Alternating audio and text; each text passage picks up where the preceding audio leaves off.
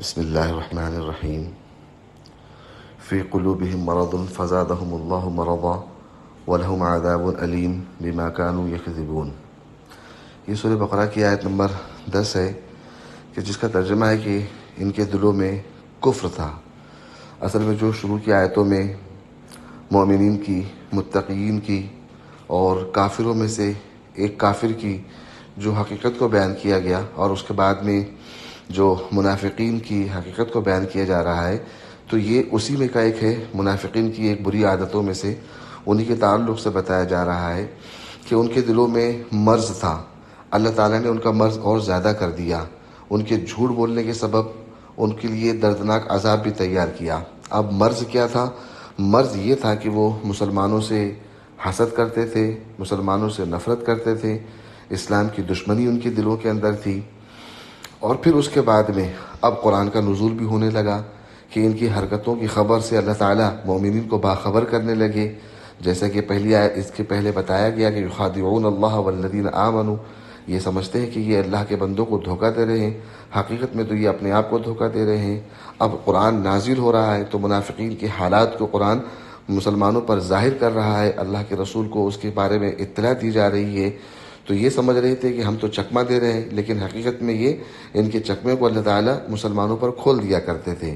تو یہ جو ان کے دلوں کے اندر کفر تھا، یہ تو مرض تھا ہی، قرآن کے نازل ہونے نے ان کے مرض کو اور بھی بڑھا دیا۔ یہ اس کا ترجمہ ہو گیا اور اس کو تشریح ہو گئی۔ اس کے بعد میں ہے آیت نمبر 11 میں وَإِذَا قِيلَ لَهُمْ لَا تُفْسِدُوا فِي الْأَرْضِ قَالُوا إِنَّمَا نَحْنُ مُصْلِحُونَ۔ اور ان کی ان حرکتوں کی وجہ سے، یعنی منافقین کی ان حرکتوں کی وجہ سے جب ان کو سمجھایا جاتا کہ بھائی ایسا کام نہ کرو، زمین میں فساد نہ ڈالو، تو وہ کہتے کہ بھائی ہم کہاں فساد ڈال رہے ہیں، ہم تو اصلاح کرنے والے ہیں۔ وہ کرتے کیا تھے؟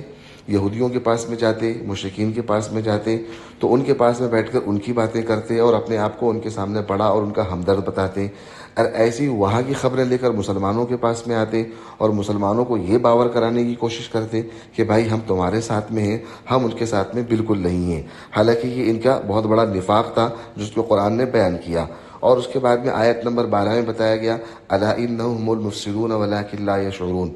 وہ اپنی اس حرکت سے سمجھ رہے ہیں کہ ہم تو کوئی بہت اچھا کام کر رہے ہیں، چونکہ وہ تو اپنے نفاق میں تھے، مسلمانوں کی دشمنی میں تھے، وہ مسلمانوں کی ظاہری شان و شوکت کو دیکھ کر اسلام قبول کیے تھے، ظاہری طور پر اقرار کرتے تھے، باطنی طور پر وہ مسلمانوں کے اور اسلام کے دشمن تھے، اور یہاں وہاں کی خبریں پھیلا کر آپس میں لڑوانا چاہتے تھے۔ اور جب ان سے کہا جاتا کہ فساد نہ ڈالو تو وہ کہتے کہ بھائی ہم تو فساد کرنے والے نہیں ہیں اور ہم تو اصلاح کرنے والے ہیں۔